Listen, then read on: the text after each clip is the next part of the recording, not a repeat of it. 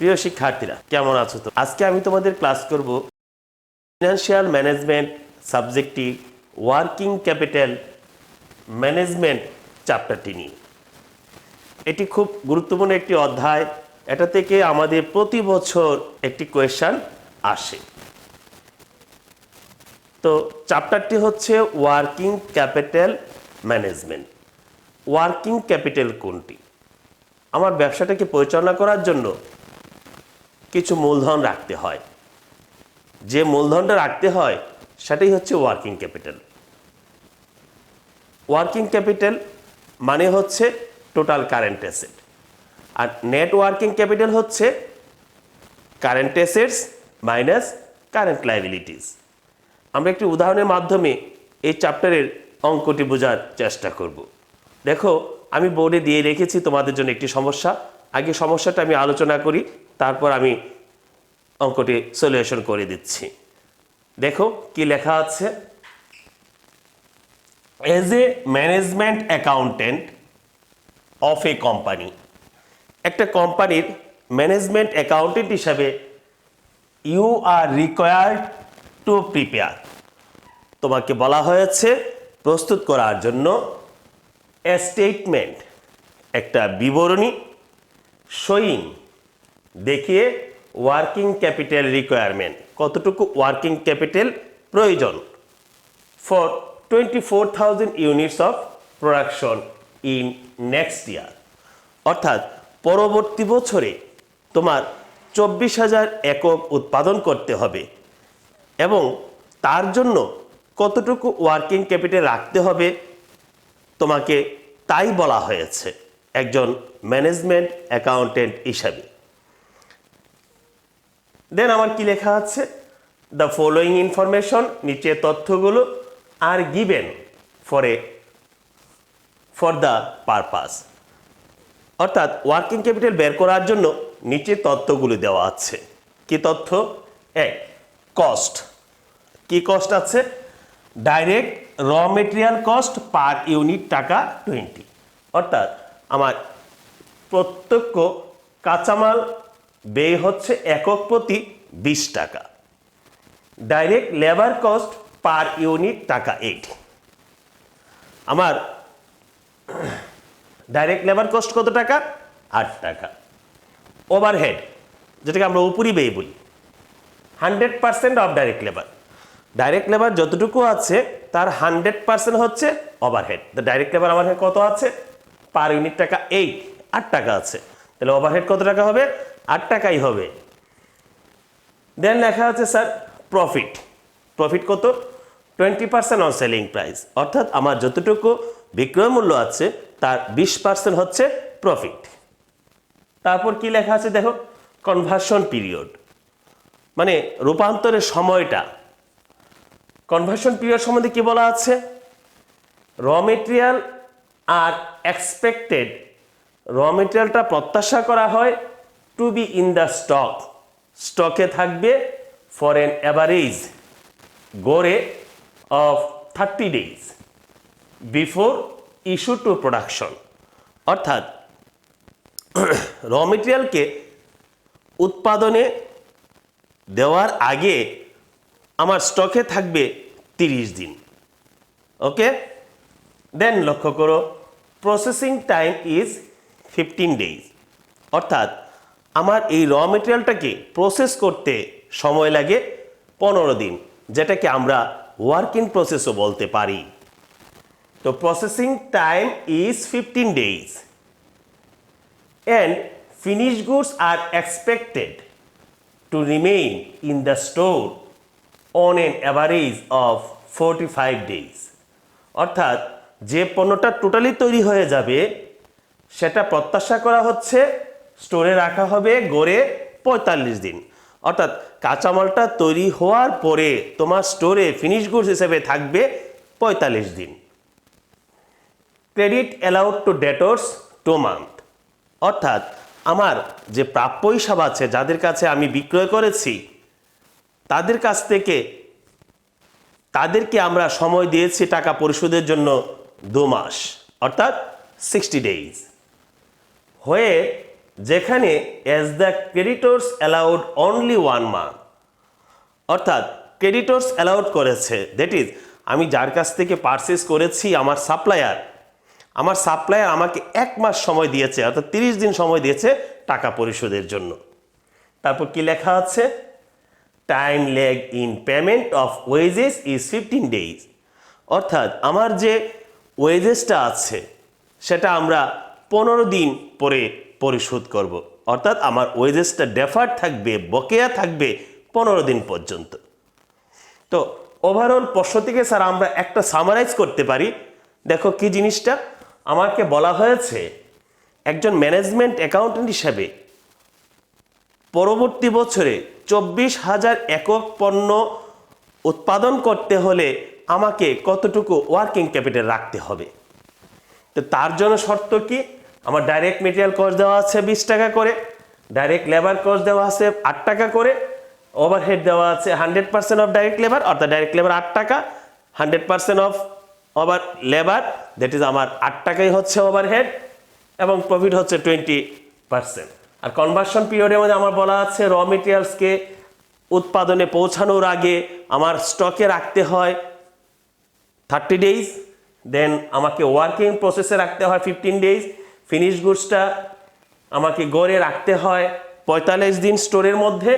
তারপর আমার দেনাদারকে আমরা সময় দিয়েছি 2 মাস টাকা পরিশোধের জন্য, আর আমাদেরকে প্রদেয় হিসাব সময় দিয়েছে 1 মাস, আর আমরা ওয়েজেসের টাকাটা পরিশোধ করব 15 দিন পর।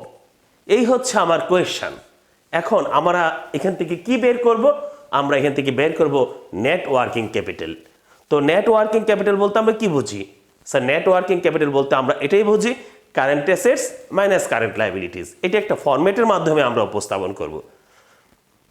তো স্যার এই ফরম্যাটটি করার আগে কিছু প্রি ক্যালকুলেশন লাগবে, আমাকে কিছু পূর্বেই ক্যালকুলেশন করতে হবে, যে ক্যালকুলেশনগুলি করলে আমার অঙ্কটা সহজ হয়ে যাবে, আর সেটা আমি করতে সুবিধা হবে, সেগুলো আমি লিখে রেখেছি। দেখো বুঝিয়ে দিচ্ছি। ওয়ার্কিংয়ে লিখছি আমরা অ্যানুয়াল প্রোডাকশন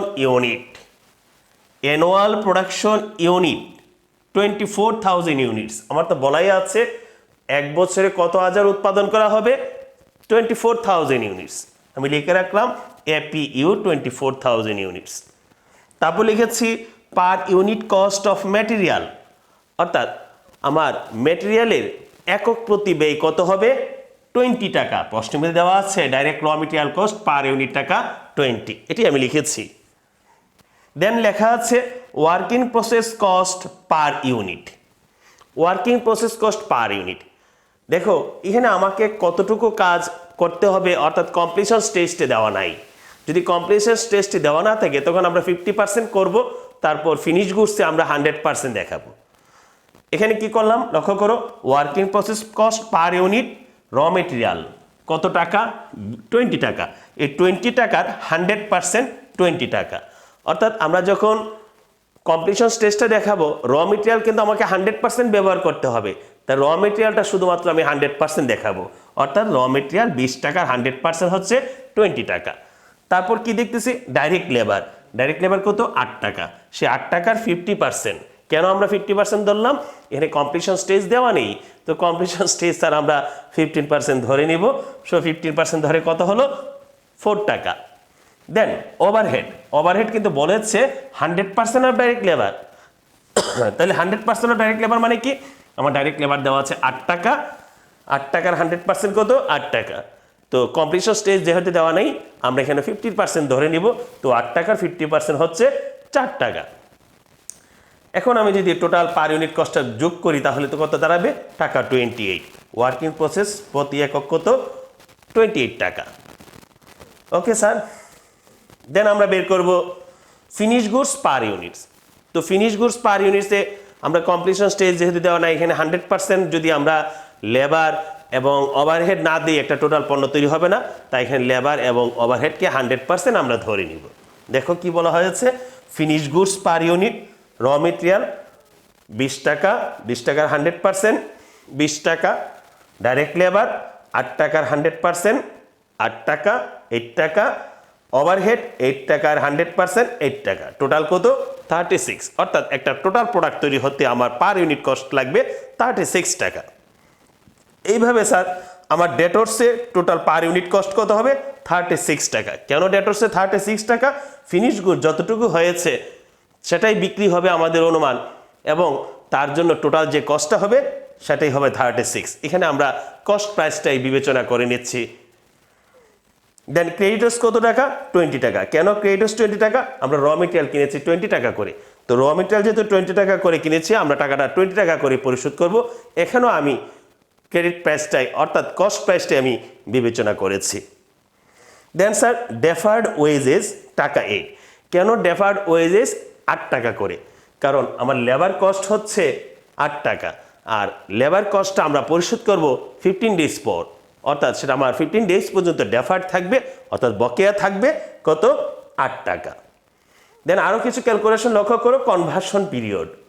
কনভার্সন পিরিয়ড বলতে আমরা কি বুঝি? অর্থাৎ রূপান্তরের সময়টা।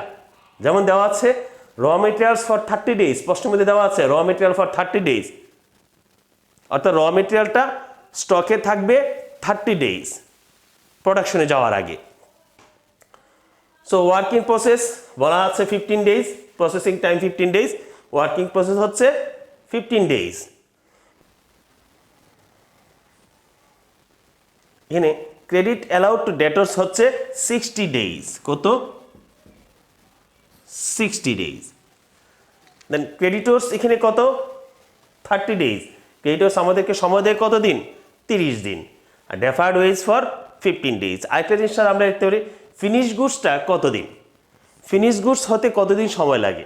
ফিনিশ গুডস হতে স্যার আমার র মেটেরিয়ালটা 30 ডেজ এটা স্টকে থাকে, তারপর প্রসেস হইতে আরও কতদিন সময় লাগে 15 ডেজ। সো ফিনিশ গুডসের জন্য কত হবে 45 ডেজ। ওকে স্যার, এখন আমরা দেখব কিভাবে স্টেটমেন্ট অফ ওয়ার্কিং ক্যাপিটাল করতে হয় সেটা লক্ষ্য করো। আমরা একটা গড় তৈরি করেছি ডিটেইলস, এখানে আমরা বর্ণনা লিখব, ফর্মুলাটা লিখব এখানে, ক্যালকুলেশন লিখব এখানে, অ্যামাউন্ট লিখব এখানে।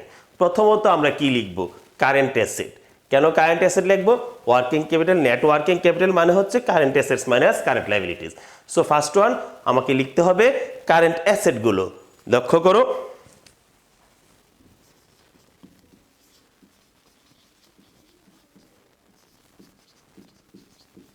Current assets. আমরা প্রথম লিখব cash in hand.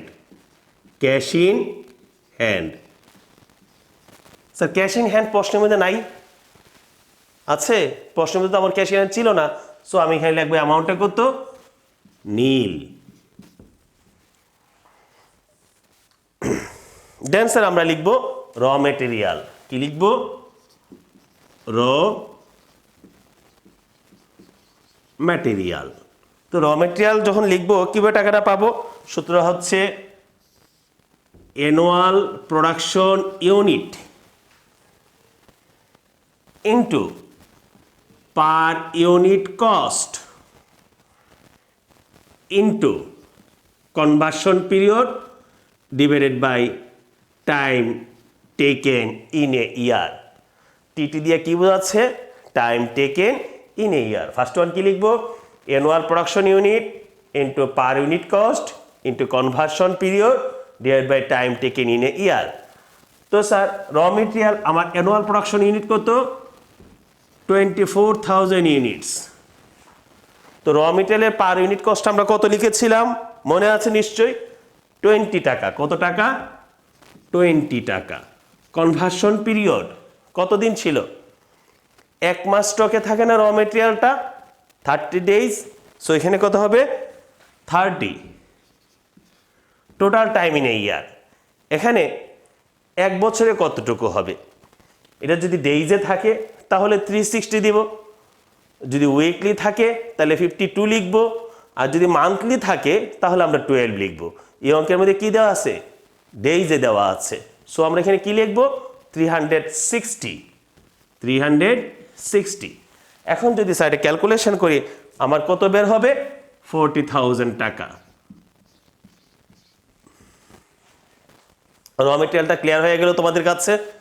Then sir আমরা লিখবো ওয়ার্ক ইন প্রসেস, 3 নম্বরটা কি লিখবো? Work in process. তো সূত্র sir same, annual production unit into per unit cost into conversion period divide by total time in a year. তো ওয়ার্কিং প্রসেস জন্য sir আমার অ্যানুয়াল প্রোডাকশন ইউনিট কত? 24,000 units. পার unit cost কত বেড়েছিল আমাদের? 28 টাকা বেড়েছিল না? আমরা 28 লিখব ইন্টু কনভার্সন পিরিয়ড কত ছিল র মেটেরিয়ালসের জন্য? 15 ডেজ। Processing time 15 days. তো 1 বছর, এটা ডেজে যেহেতু দেওয়া আছে 360 দিয়ে ভাগ করব, তাহলে আমার কত আসবে? কত আসবে আমাদের? 28,000। ওয়ার্কিং প্রসেসের পরে স্যার আমরা লিখব ফিনিশ গুডস। কি লিখব? Finish goods.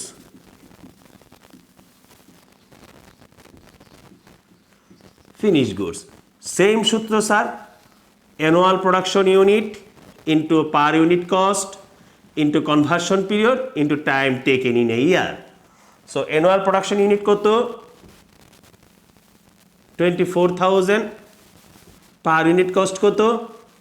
ফিনিশ গুডসে পার ইউনিট কস্ট 36 বেড়েছিল না? 36। এবং ফিনিশ গুডসটার জন্য কনভার্সন পিরিয়ড আমার কত সময় লাগছিল? র মেটেরিয়ালের জন্য 30 ডেজ আর প্রসেসিংয়ের জন্য 15 ডেজ, সব মিলে কত? 45 ডেজ। কত? 45 ডেজ। তো টোটাল টাইম ইন এ ইয়ার 360 দিয়ে আমরা ভাগ করব, করলে কত হবে স্যার? 1,08,000। 1,08,000 হয়ে গেল। দেন স্যার আমরা লিখব ডেটর্স। কি লিখব? ডেটর্স। ডেটর্সটা কি? ডেটর্সটা হচ্ছে এই সূত্র আবার লিখব sir, annual production unit into per unit cost into conversion period divided by total time taken in a year. তো অ্যানুয়াল প্রোডাকশন ইউনিট কত স্যার? 24,000। পার ইউনিট কস্ট কত বেড়েছিল? ফিনিশ গুডসের যা ডেটর্সের তাই পার ইউনিট কস্ট কত? 36 ডেজ। এবং ডেটর্সকে আমরা কতটুকু সময় দিয়েছিলাম টাকা তার কাছ থেকে টাকা পাওয়ার জন্য? 60 ডেজ। কত days? 60 days. 2 month. 2 month equal হচ্ছে 60 ডেজ, আর টোটাল টাইম হচ্ছে 360। এখন স্যার আমরা যদি ক্যালকুলেটর করে ফেলি তাহলে হয়ে যায় কত? 1,44,000। 1,44,000। দেন স্যার আরেকটা অ্যাসেট হচ্ছে পারে অ্যাডভান্স পেমেন্ট। অ্যাডভান্স পেমেন্ট, এখানে কোনো কি আমরা অ্যাডভান্স পেমেন্ট করেছি? করে নাই। সো এখানে ফিগারটা হতে হবে নীল। তো টোটাল আমার কারেন্ট অ্যাসেট কত দাঁড়ালো?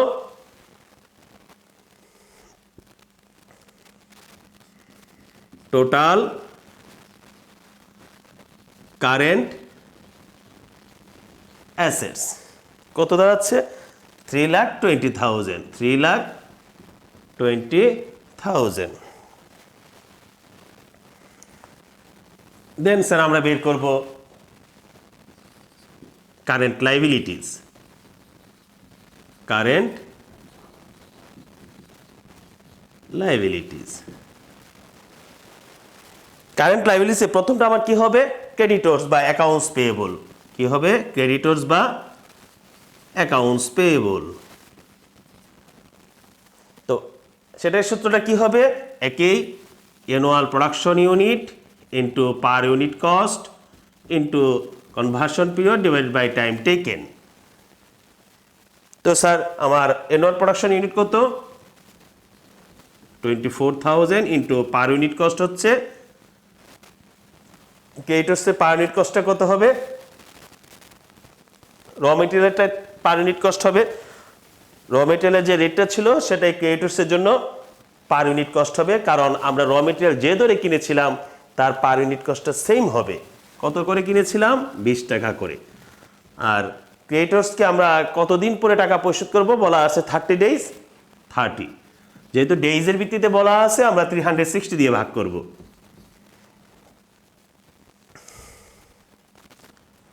কত হবে? ক্যালকুলেশন করলে 40,000। Then deferred wages, deferred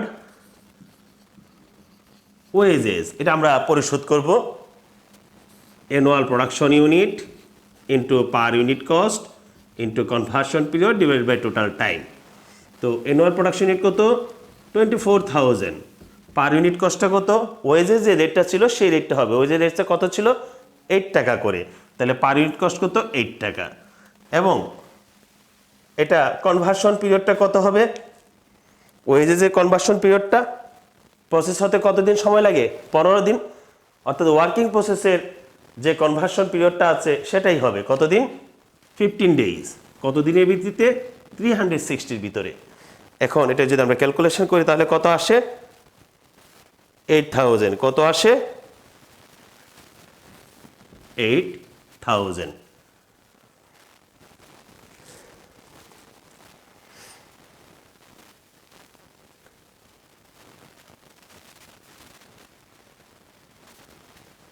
okay sir, এরপর আছে কি আমার আর কোনো এখানে কারেন্ট লাইবিলিটিস নেই, কারেন্ট অ্যাসেট থেকে কারেন্ট লাইবিলিটিস, আমার টোটাল কারেন্ট লাইবিলিটিস কত হলো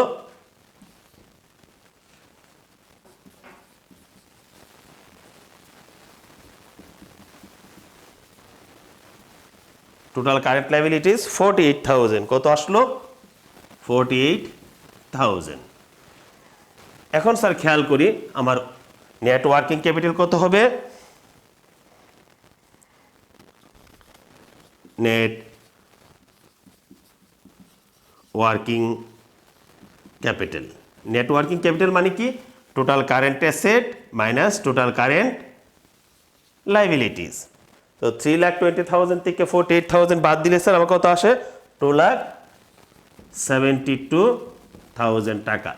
অর্থাৎ আমরা যদি পরবর্তী বছরে 24,000 ইউনিটস উৎপাদন করতে চাই তাহলে আমাকে 2,72,000 টাকা ওয়ার্কিং ক্যাপিটাল রাখতে হবে, তা না হলে আমার প্রোডাকশন ব্যাহত হবে, আর উৎপাদন ব্যাহত হলে আমরা বিক্রয়ের সময় সমস্যা হবে। এই জন্য আমাকে কতটুকু ওয়ার্কিং ক্যাপিটাল রাখতে হবে 2,72,000 টাকা, কত ইউনিটের জন্য 24,000 ইউনিটের জন্য পরবর্তী বছরে। তারপর স্যার নেট ওয়ার্কিং ক্যাপিটালের সাথে আমাদের এখানে কি করতে হবে, এড কন্টিনজেন্সি,